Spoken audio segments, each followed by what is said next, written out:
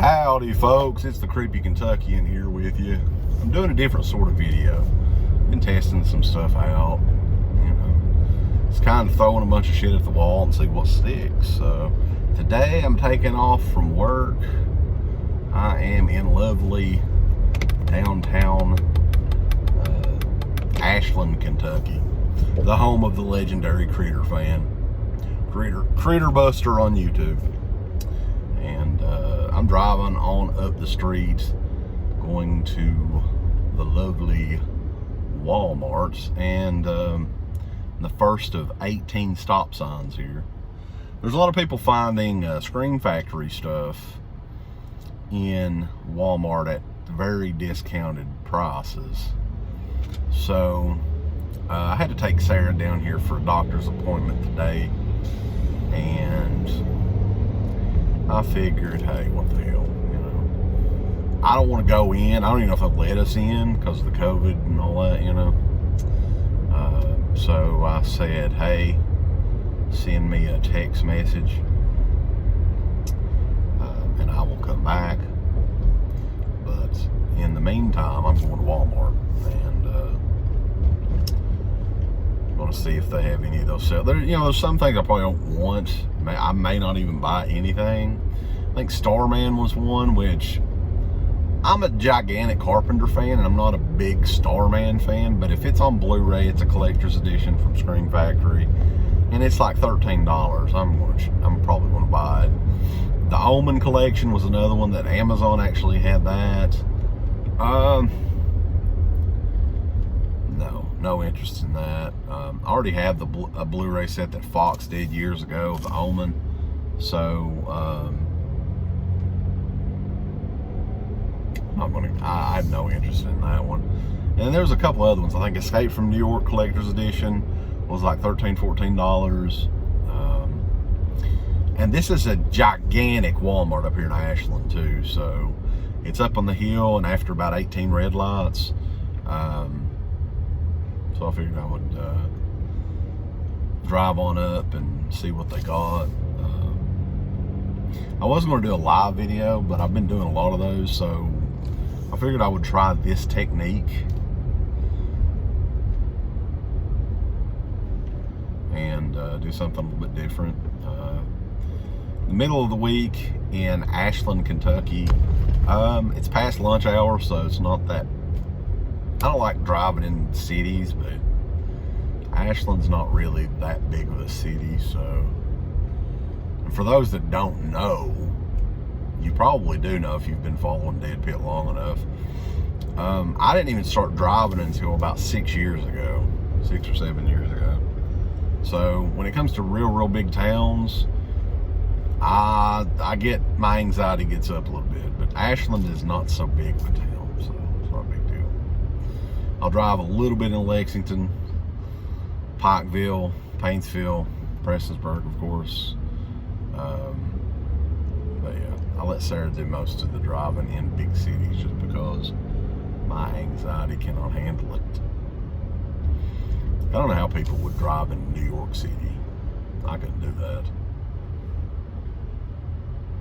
So anyway, I'll be back. We'll see what we can get up here at the lovely Walmart, baby.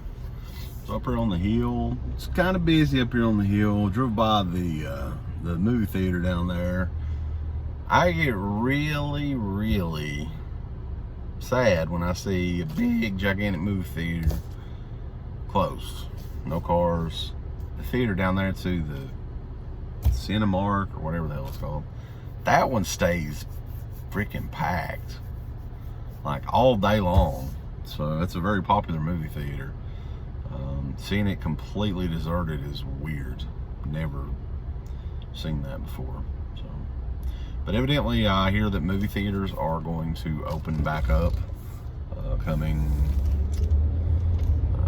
I think the middle of July. That's what I've heard. So there's actually going to be some new movies coming out, but a lot of the ones now, there's one in Somerset, Kentucky that's playing like classics on the big screen. Goonies, Jurassic Park, which I don't consider a classic. That's a pretty good idea. I think Back to the Future was another one, so we were thinking about going up there. Sarah had never been to a drive-in movie theater before, so we may do that one weekend coming up to have something to do. But there we go. Got a red light up here. Red lights everywhere, man. So Ashland, Kentucky. I don't know if it's just the red light capital of the United States or what the deal is. But yeah, this Walmart up here stays busy. I think most Walmarts stay busy. So yeah, it's not too bad. This is 1:15 on a Thursday. So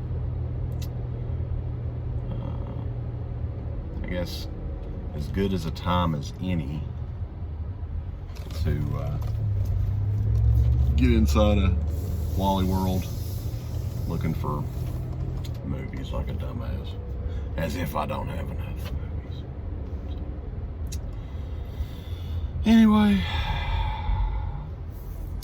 gonna go get parked and see what they got, and I will catch you guys after I'll show you what I found, baby. So thank you guys for watching, and I'll be back here in just a little bit. Cinema sickness style. Hey guys, just got out of Walmart's.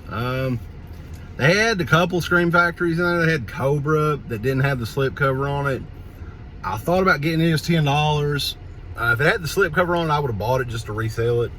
But yeah, it didn't. But the only ones that I got, they had 2 copies of Starman Collector's Edition with the slip cover. So I bought one to keep, and then I'm going to sell one down the road, because everyone knows a movie like Starman's not going to go back into print whenever it's out of print. It's just not going to happen. It's going to be a while at least.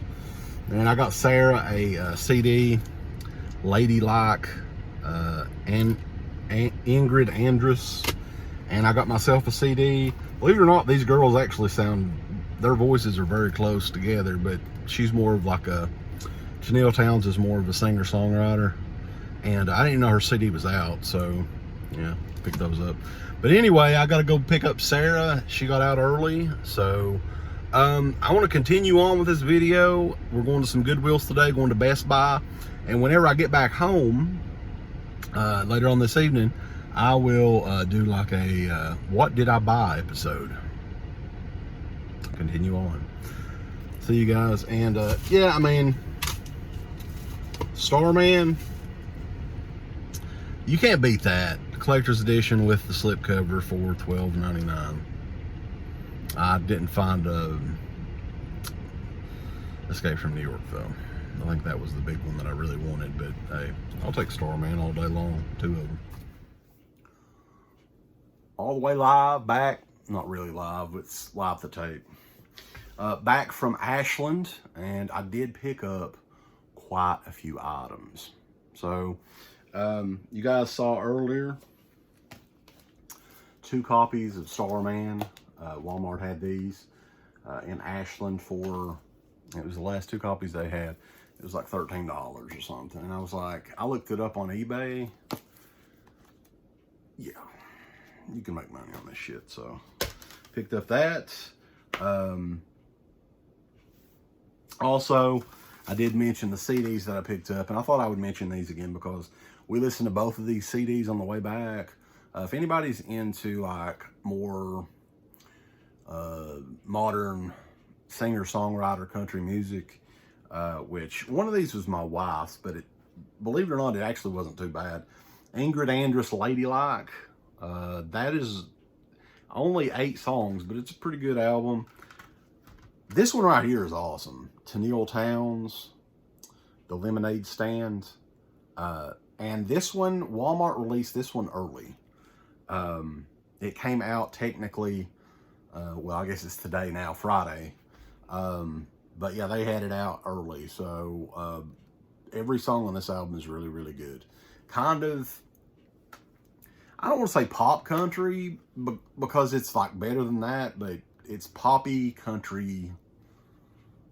She's a singer-songwriter, young girl, really, really good. So anybody interested in that sort of good enough, baby, check it out. And a lot of people are always kind of dissing on me liking country music and stuff like that. I like what I like.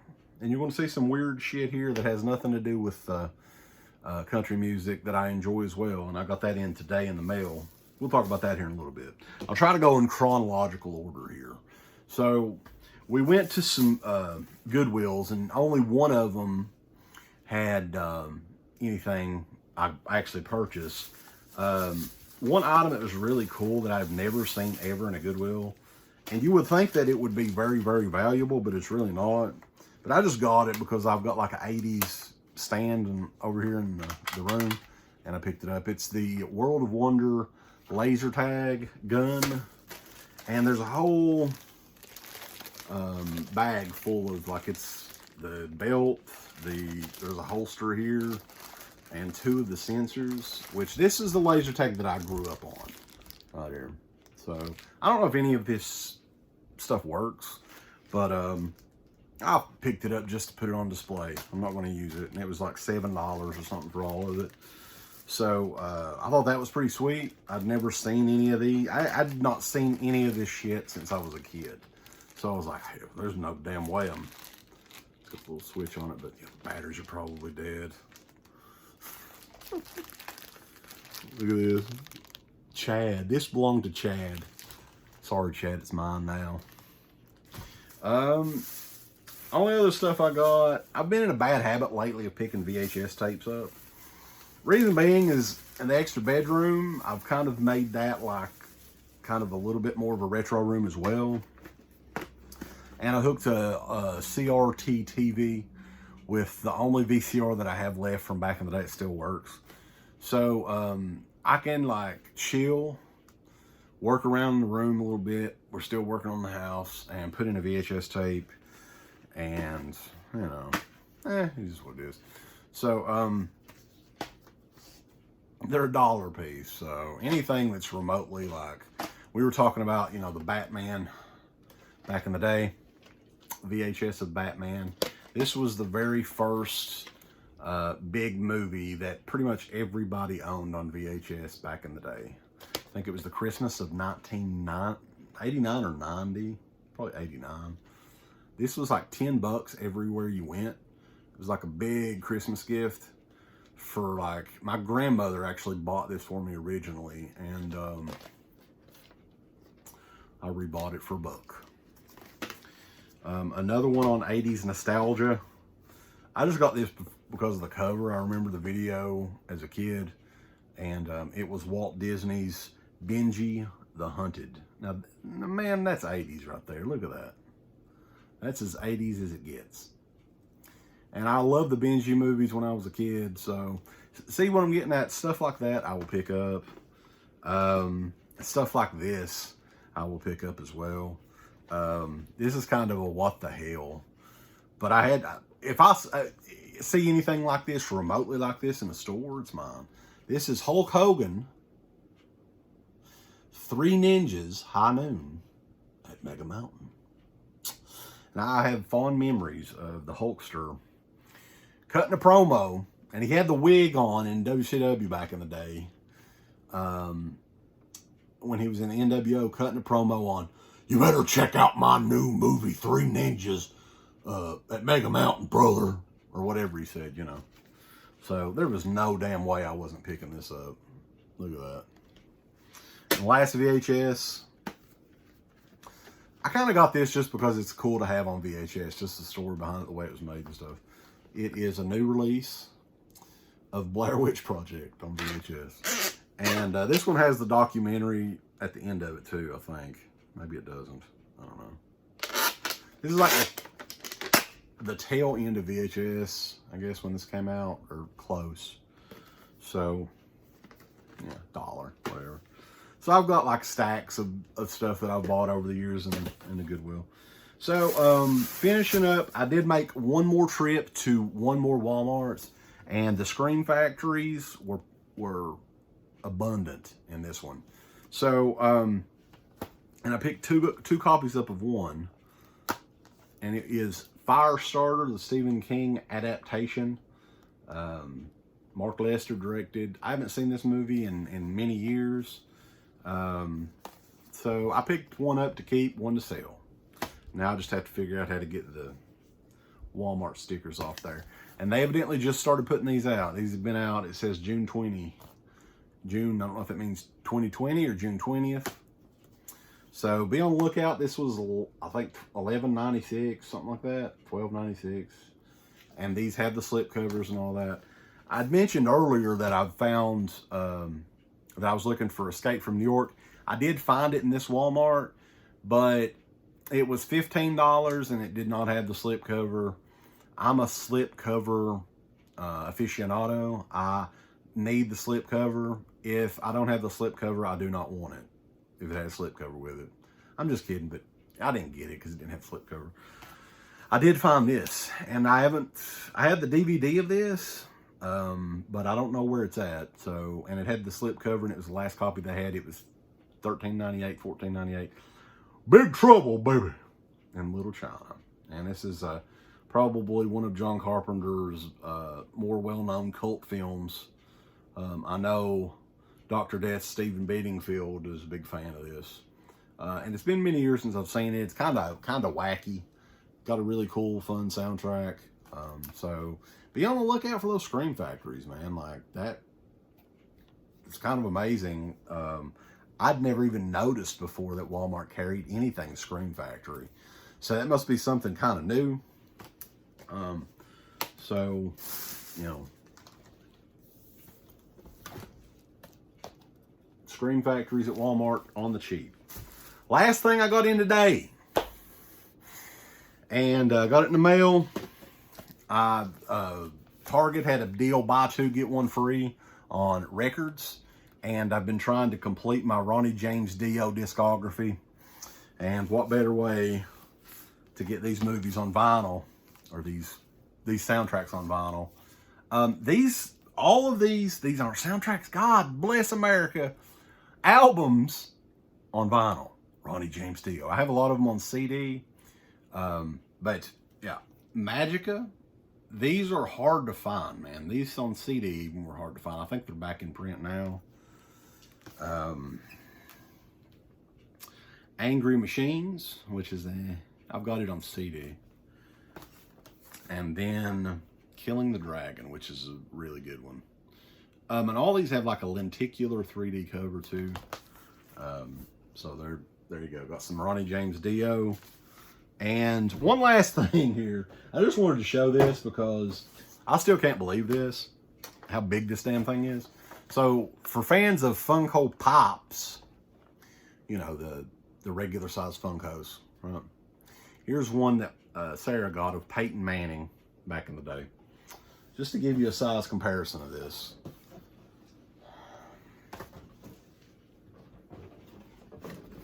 This is the Baby Yoda Jumbo figure.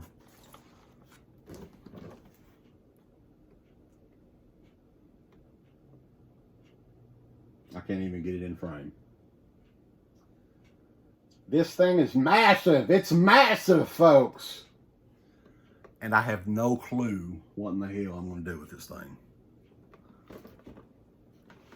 Anyway, if you guys like these sort of videos, let me know. Kind of throwing stuff at the wall, like I was saying. Hope you guys enjoy it, and we will catch you guys next go around. Hopefully we'll have a show soon coming up. And